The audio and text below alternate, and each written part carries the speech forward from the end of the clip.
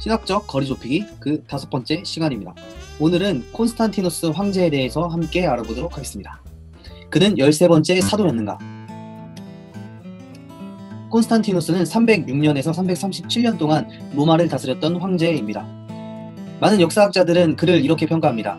하나님께서 교회의 외적 문제를 감독하도록 임명하신 주교, 하나님께서 사랑하시는 황제, 감독들 중에 감독, 13번째 사도, 교회와 국가를 혼합시킨 장본인, 교회의 타락을 초래한 원흉, 교회의 이데올로기로 그리스도교를 이용한 황제라고 그를 평가하고 있습니다.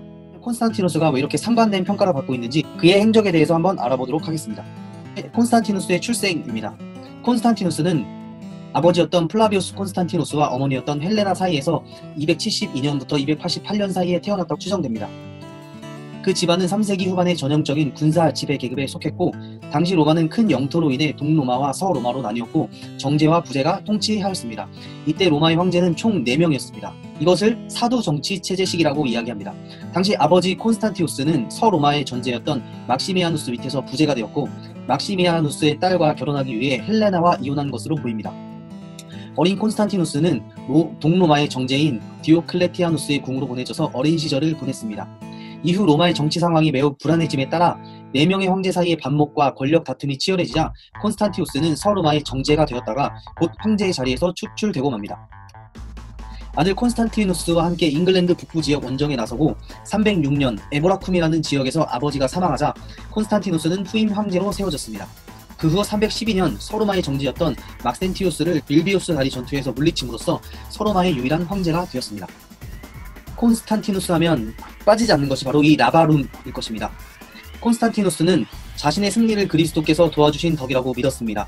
기독교 역사학자인 카이사랴의 유세비우스는 막센티우스와의 전쟁 전날 밤 꿈에서 이곳으로 정복하리라는 음성과 함께 X와 P를 겹쳐 쓴 문양을 보았다고 이야기합니다. 이것은 헬라어 크리스토스의 처음 두 문자였습니다. 후에 이 십자가 문양의 기적 이야기는 많은 해석과 억측을 낳았는데, 결과적으로 이 기적적인 승리로 인해 십자가는 압제와 모욕의 상징이 아니라 이제는 승리와 명예의 상징이 되었습니다. 콘스탄티누스는 313년 밀라노에서 정치적 문제를 협의하기 위해 동로마의 황제였던 리키니우스를 만납니다. 그리스도교에 대한 관용을 확대했으며 그리스도교를 박해하던 시절에 몰수한 사유재산 및 공유재산을 모두 되돌려 주었습니다. 교회와 성직자의 재정적, 법률적 특권 보장을 제정하였고, 그리스도인들을 모욕하는 다양한 관습과 법령을 폐지하였습니다. 그리스도인 노예들의 해방을 촉진하였고, 교회의 유산을 기증하는 행위를 합법화하였습니다. 그리고 지금의 일요일을 국정 공휴일로 공표하였습니다. 이 밀라노 칙령에 따라서 로마 제국의 그리스도교 박해가 종식되었습니다. 이후에 도나투스 논쟁이 불거졌는데, 콘스탄티누스는 그리스도교 신앙이 로마 제국을 지탱하는 새로운 기둥이 되어줄 것이라고 기대하였습니다. 로마의 속주였던 아프리카에서 도나투스 논쟁이 불거지면서 그리스도교 내에 큰 분란이 발생하였던 것입니다. 콘스탄티누스는 도나투스주의의 반대 입장을 취하였는데, 그것은 평화와 화해를 최우선의 과제로 삼았고, 진정한 종교를 전파하는 것이 자신에게 주어진 의무이며 황제의 지위를 바람직하게 이용하는 길이라고 확신하였기 때문입니다. 콘스탄티누스의 마음속에는 그리스도교가 로마 제국의 모든 사람을 하나로 묶어주는 끈이 되어주길 바랬던 것이었습니다. 그 이후에 알렉산드리아의 사제였던 아레이오스 논쟁이 불거졌는데, 흔히 아리우스로 알려진 인물에 대한 논쟁입니다. 아리우스는 예수 그리스도는 영원으로부터 온 것이 아니라 무로부터 만들어진 것이다. 아들이 존재하지 않을 때가 있었고 아버지와 아들은 동일한 본질이 아니라 유사한 본질을 가지고 있다고 주장하였습니다. 이에 반해서 아타나시오스는 아들은 무로부터 창조된 것이 아니라 아버지로부터 나신 분이며 시간 이전의 영원부터 계신 분이라고 주장하였습니다. 아버지와 아들은 유사한 본질이 아니라 동일한 본질을 가지고 있다고 주장하였습니다. 즉, 이 아리우스 논쟁은 하나님과 예수님의 관계에 대해서 그 두 분이 동일한 본질을 가지고 있느냐 아니면 유사한 본질을 가지고 있느냐, 그리스어 알파벳 이오타 하나의 차이로 벌어진 논쟁이었습니다.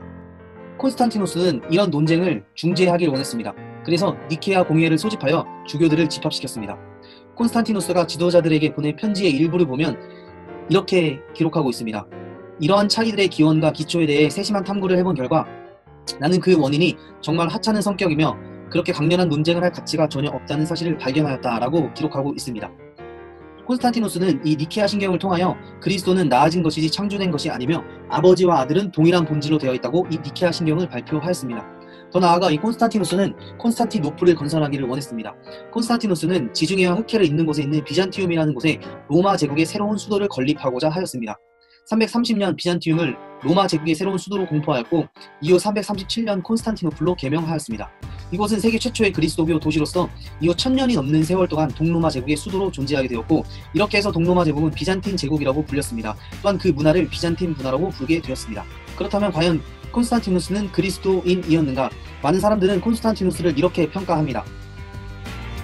그리스도교에 대해 우호적인 법률을 제정했고 교회의 성직자를 후원했으며 예배당 건축 등 그리스도교적인 정책들을 실시했지만, 동시에 로마 제국에 어려운 일이 생기면 이교적 관습대로 점쟁이들을 불러 자문을 구하고 죽는 순간까지 자신을 폰타펙스 막시무스, 즉 이교의 최고의 사제라는 칭호를 유지하기도 했습니다. 그가 발행한 주화 한쪽 면에는 그리스도의 이름이 새겨져 있었고 다른 한쪽 면에는 태양신의 형상이 새겨져 있었습니다. 또한 로마를 통일하는 과정에서 324년에 정적이자 처남인 리키니우스를 처형했고 후환을 없애기 위해 조카들마저 다 죽였습니다. 콘스탄티누스의 어머니였던 헬레나가 성지순례를 떠난 것, 또 예루살렘과 베들레헴에 예배당을 세운 것은 어떤 의미에서 황실에서 일어난 비극을 속죄하기 위함이었을 것이다라는 평가입니다. 반면 그가 그리스도인이었다는 의문이 제기되는 이유는 죽기 전에 그가 세례를 받았기 때문입니다. 정치, 사회, 문화, 종교 모든 부분에서 중요한 업적을 이루어낸 탁월한 황제, 최초의 그리스도인 로마 황제, 313년 밀라노 칙령으로 그리스도교를 공인 로마 제국의 종교로 만들었고 성지에 많은 예배당 등을 건축하고 그리스도인들을 위한 법률 제정과 시행을 했으며 도나투스 논쟁에서 중재자의 역할을 했고 325년 니케아 공의회를 통해 교회 전체 회의를 소집으로 평화를 유지했습니다. 330년 콘스탄티노플을 수도로 세워 비잔틴 문명을 일궜습니다. 동방 정교회는 지금도 어머니 헬레나와 함께 콘스탄티누스를 성인으로 추대하여 성 콘스탄티누스라고 부르며 5월 21일을 축일로 기리고 있습니다. 반면 이때부터 종교가 국가에 종속되기 시작했으며 교회가 지하에서 지상으로 올라오면서 특권과 특혜를 누리게 되므로 십자가 정신을 상실했다고 보고 있습니다. 이렇게 자신의 권력을 위해 기독교를 이용했던 하나님의 형상이 아닌 하나님처럼 살았던 자가 바로 콘스탄티누스가 아닌가라는 생각이 듭니다. 콘스탄티누스는 어떤 면에서 그리스도교의 박해를 종식시키고 그리스도교를 세상에 내비침으로 그리스도교의 많은 사상과 복음을 전파하는 데 힘을 쓴 사람이었지만 그 모든 것들 이면에는 자신의 권력을 위해 기독교의 복음을 이용했던 하나님의 형상이 아닌 자신이 하나님처럼 평가받고 하나님처럼 대우받으며 살아갔던 자로 평가하는 것이 이 콘스탄티누스를 평가하는 가장 좋은 이해일 듯 싶습니다. 여러분들은 어떻게 생각하십니까?